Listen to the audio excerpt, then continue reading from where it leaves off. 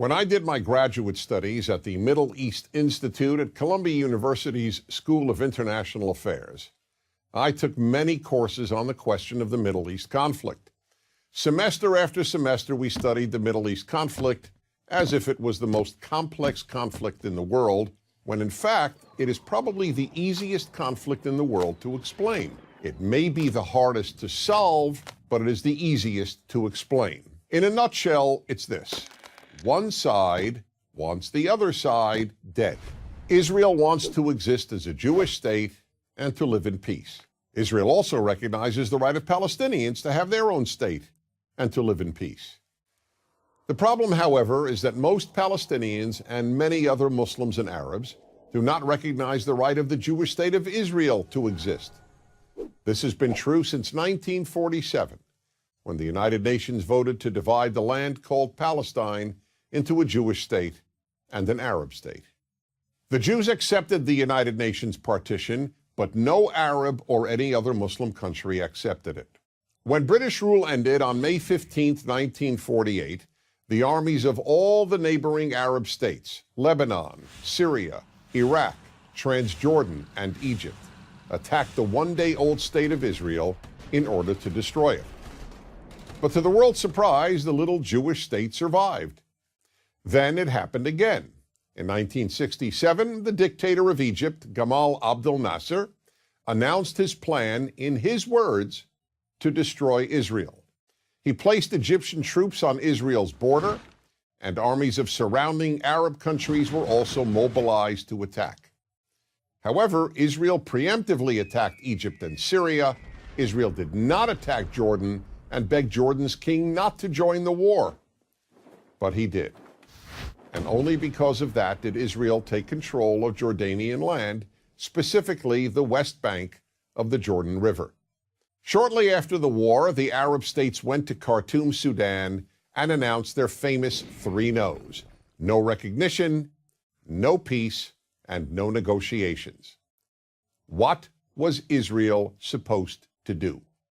Well, one thing Israel did a little more than a decade later in 1978 was to give the entire Sinai Peninsula, an area of land bigger than Israel itself and with oil, back to Egypt, because Egypt, under new leadership, signed a peace agreement with Israel.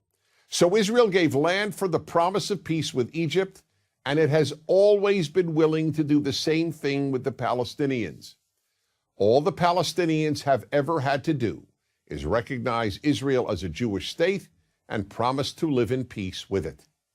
But when Israel has proposed trading land for peace, as it did in 2000, when it agreed to give the Palestinians a sovereign state in more than 95% of the West Bank and all of Gaza, the Palestinian leadership rejected the offer and instead responded by sending waves of suicide terrorists into Israel.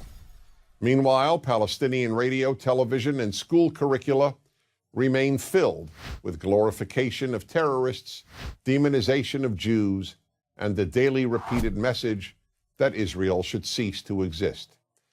So it's not hard to explain the Middle East dispute. One side wants the other dead.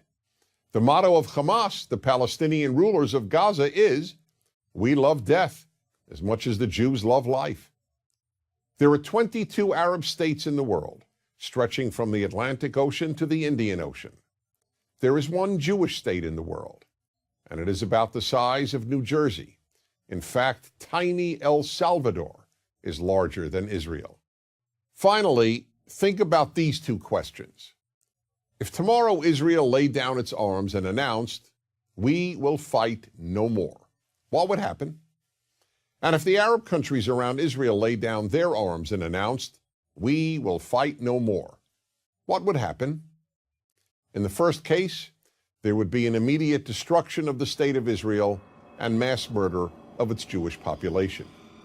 In the second case, there would be peace the next day.